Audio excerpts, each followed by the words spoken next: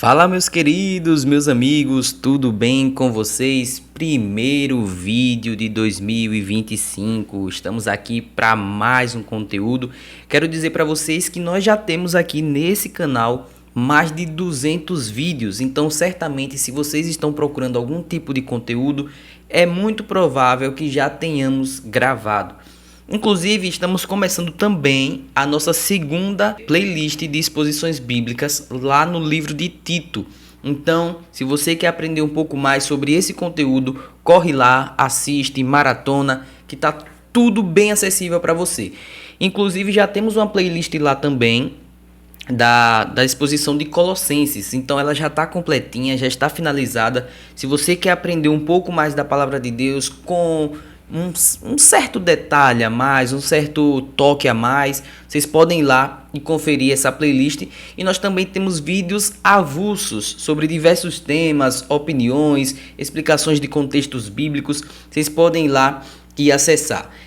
Muitos canais de teologia, eles geralmente fazem assim: tô começando o ano, então vou dar aqui várias dicas de leitura anual, de devocional, o que fazer para ir bem esse ano em relação à vida cristã, porque geralmente procuram temas um pouco mais leves para poderem expor e começar o ano. A galera geralmente gosta um pouco mais disso mesmo, de fato. Eu também gostaria de fazer isso, só que eu geralmente passo um pouco para vocês aquilo que eu estou lendo já no meu dia a dia, né? No meu devocional ou alguma leitura que estou fazendo de algum livro, algum conteúdo que eu já estou abordando naturalmente. Então eu quero trazer aqui para vocês hoje um tema que é um pouco pesado. E sempre que eu trago algum tema pesado, eu já estou ciente, eu perco alguns inscritos, mas tá tudo bem.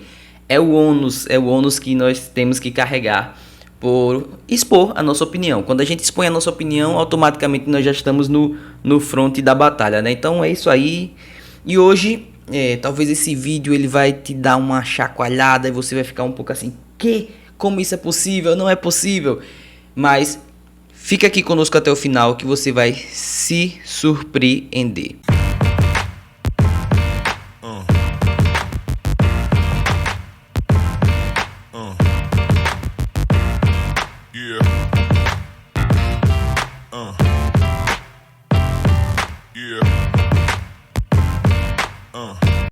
Esse é um canal de teologia que não tem o intuito de te transformar em um acadêmico, tem o intuito apenas de expor a minha opinião. Então, se você não é inscrito no canal, considere essa possibilidade e nos dê essa moral. Se você é um cristão, se você é um cara que nós chamamos de igrejeiro, certamente você já ouviu se falar sobre a permissão de Deus, né? O Deus que permite que algumas coisas aconteçam e dessa forma tudo está debaixo do seu controle.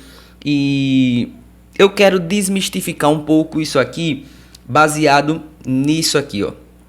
As Confissões de Fé Batista de Londres de 1689, que é a nossa confissão de fé de lá da igreja, confissão de uma igreja reformada. Várias outras igrejas batistas também são signatárias dessa confissão.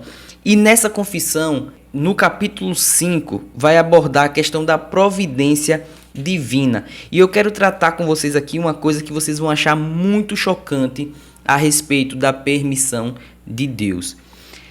Na verdade, a permissão de Deus é algo inexistente. Já vem essa lapada aí, né? É um eufemismo, na verdade, para se tratar das suas próprias ordenanças, daquilo que o próprio Deus ele ordena em questão do regimento do mundo, né? O que é que acontece, o que é que deixa de acontecer. Porque certamente vocês ouviram algo nesse sentido. Aconteceu uma coisa de ruim, aconteceu uma coisa não tão legal, logo isso não é uma ordenança de Deus, não tem o dedo de Deus aí no sentido ativo das coisas, mas no sentido passivo. Como?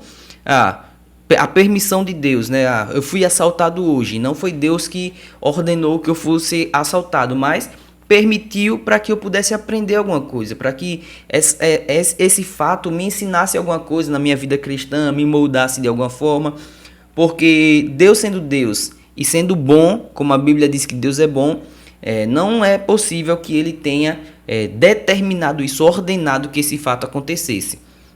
E olhe que eu estou sendo brando, porque desse fato, em relação a esse fato de ser assaltado, é um fato muito leve. Mas quando você leva em consideração algumas coisas que são muito pesadas, como por exemplo as Torres Gêmeas, né, a derrubada das Torres Gêmeas, ou até mesmo uma criança que tem alguma doença e acaba falecendo, morre com essa doença e coisa desse tipo.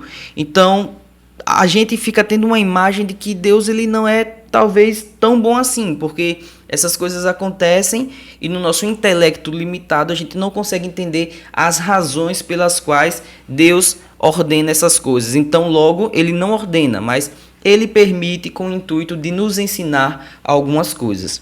No capítulo 5 das Confissões de Londres, aqui a Confissão Batista de 1689, ele vai tratar sobre esse tema, ele vai abordar para a gente e meio que desenhar qual que é a visão reformada em relação à permissão de Deus e às ordenanças de Deus, que diz assim, no tópico 4 do capítulo 5: o poder onipotente, a sabedoria inescrutável e a infinita bondade de Deus a tal ponto se manifestam em sua providência que o seu conselho determinado se estende à primeira queda e a todas as demais ações pecaminosas, tanto de anjos quanto de homens. Entretanto, isso não se dá por uma mera permissão. De maneira extremamente sábia e poderosa, Deus, em um arranjo múltiplo, também delimita e em outros aspectos ordena e governa as ações pecaminosas para os seus próprios fins santíssimos. Isso é feito, porém, de forma que a pecaminosidade dos atos das criaturas proceda apenas delas mesmas, e não de Deus, o qual, sendo sobremaneira santo e justo, não é e nem pode ser o autor do pecado ou aquele que o provoca. Então o que é que esse trecho está querendo dizer aqui? Que as ações pecaminosas dos seres humanos são todas ordenadas por Deus, e isso não parte de uma mera permissão de Deus, uma permissão divina, mas um decreto ativo de Deus. Olha, você vai pecar. Tal ponto é tão grave que a própria queda de Adão já estava ordenada por Deus, pré-ordenada por Deus.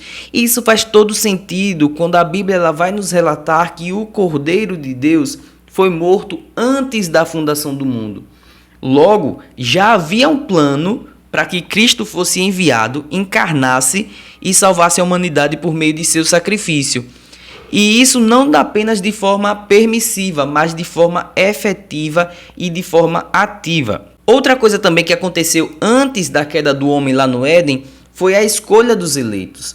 A Bíblia vai dizer que Deus também nos elegeu nele antes da fundação do mundo, sem que nós tivéssemos caído, sem que Adão ainda tivesse pecado. Ele já nos escolheu em Cristo. Então, uma coisa era certa, Adão ia cair e Deus decretou essa queda. Acontece que essa queda do homem e seus atos pecaminosos acontece de uma forma tão sobrenatural que Deus, por mais que ele participe de forma ativa nos decretos em relação ao pecado, ele não é autor do pecado, ele nem comunga com o pecado, sendo essas pessoas que pecaram as próprias responsáveis pelos seus atos. Ou seja, Adão pecou, foi uma ordenança de Deus, já estava tudo no plano de Deus. Foi uma ação ativa do próprio Deus. Mas Deus ele não é responsável pelo pecado de Adão. Adão ele é o próprio responsável. Como isso encaixa na mente humana? Não encaixa. Nós não conseguimos solucionar esse mistério. Nós só conseguimos aceitar porque é uma verdade bíblica exposta nas Escrituras. A Bíblia deixa isso muito claro lá em Isaías capítulo 10, versículos 5, 6 e 7, vai dizer assim: ai dos assírios, a vara do meu furor, em cujas mãos está o bastão da minha ira. Então Deus está aqui dizendo, olha, ai dos assírios, né? Uma lamentação pelos assírios. Ele vai dizer, os assírios, eles são a vara do meu furor. Né? Nas mãos dos assírios está o bastão da ira de Deus. Então, coitado dos assírios, porque nas mãos dos assírios está o bastão da ira de Deus. E o que é que acontece? O versículo 6 diz assim, eu os envio contra uma nação ímpia, ou seja, o povo de Israel, contra um povo que me enfurece, para saqueá-lo e arrancar-lhe os bens e para pisoteá-lo como a lama das ruas. Então, Deus diz assim, olha, coitado dos assírios, porque eles farão uma coisa perversa. Mas essa coisa perversa significa que eles estão segurando o bastão da minha ira. Eles estão fazendo porque eu estou irado. E eu próprio enviei os assírios para que eles pudessem executar tal plano, que é o quê? Arrancar-lhe os bens, pisoteá-lo como lama nas ruas e saqueá-los. Então Deus envia o povo assírio para fazer tudo isso. Versículo 7 ele diz: mas não é o que eles pretendem, não é o que eles têm planejado. Antes, o seu propósito é destruir e dar fim a muitas nações.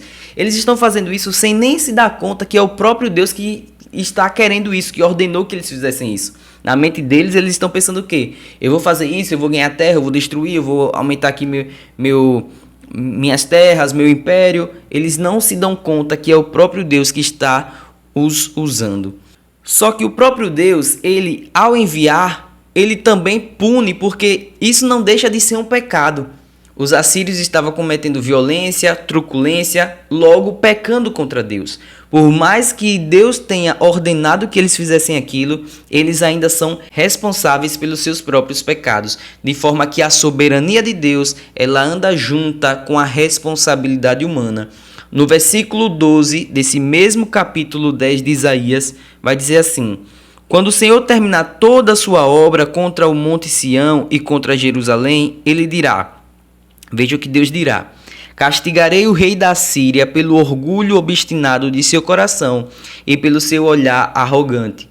Então, depois que o povo assírio tiver feito todas essas barbaridades por ordem de Deus, Deus os condenará, porque essa foi uma ação pecaminosa. Agora, por que é que Deus faz tudo isso? Nós não entendemos por que Deus escolhe esses métodos, mas sabemos que é para que ele possa ser exaltado e glorificado em sua santidade.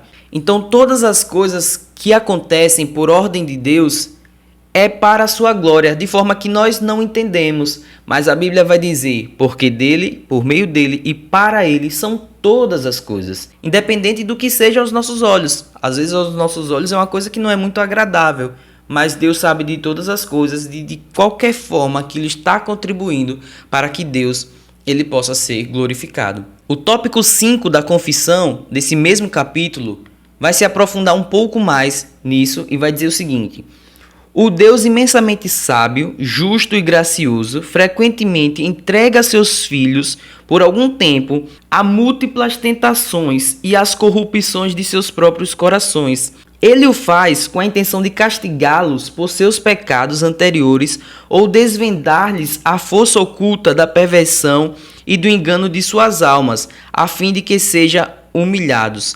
Então, o que o texto está dizendo é que Deus, ele é sábio, justo, santo e gracioso. Veja, até nisso nós vemos a graça de Deus. Ele está dizendo que Deus, ele entrega os próprios eleitos para algum momento de tentação e queda no pecado. Para quê? Com a intenção de castigar esses eleitos, seus filhos, portanto, por alguma prática que eles tenham feito que tenha desagradado o próprio Deus. Então o próprio Deus os castiga, fazendo com que eles cedam a algumas tentações. E ele faz também por outro motivo, para desvendar-lhes a força oculta, para mostrar assim: olha, você é natureza pecaminosa, você é natureza caída, e sem mim você não pode nada.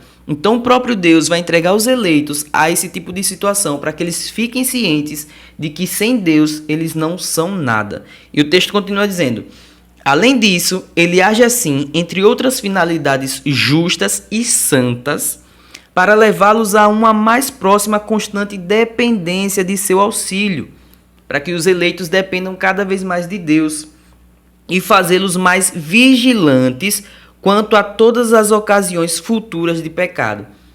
Quando o eleito de Deus ele cai em pecado, ele peca por ordem de Cristo, por ordem de Deus, ele automaticamente ele entende que ele ainda está nesse mundo pecaminoso, nesse mundo falho, e aqui não existem semideuses. Todos nós estamos sujeitos ao pecado e temos que abrir os nossos olhos e viver uma vida de santidade e uma vida de vigilância. Logo, nós entendemos que temos que vigiar mais para não cairmos em pecados. Veja, nos pecados que o próprio Deus nos ordena. Então é um convite à santidade, na verdade. Assim, o que quer que suceda a qualquer um dos eleitos de Deus se dá porque ele, Deus, o estabeleceu, tendo em vista a sua própria glória e o bem dos eleitos.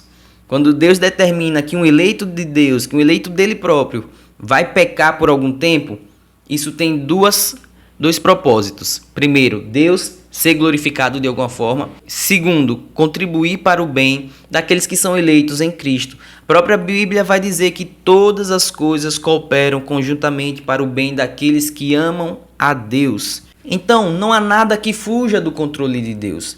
Todas as situações já estão determinadas por Deus. Quando nós entendemos isso, nós passamos a perceber que não há motivo para sermos ansiosos, não há motivo para nos desesperarmos, porque sabemos que tudo está no controle daquele que pode todas as coisas.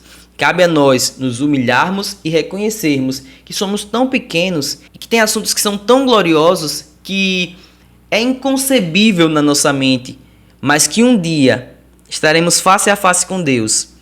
Cantaremos Santo, Santo, Santo, Santo. E já não haverá mais dúvida, já não haverá mais véu. Não porque nós vamos perguntar a Deus, Deus, e qual era daquele mistério ali?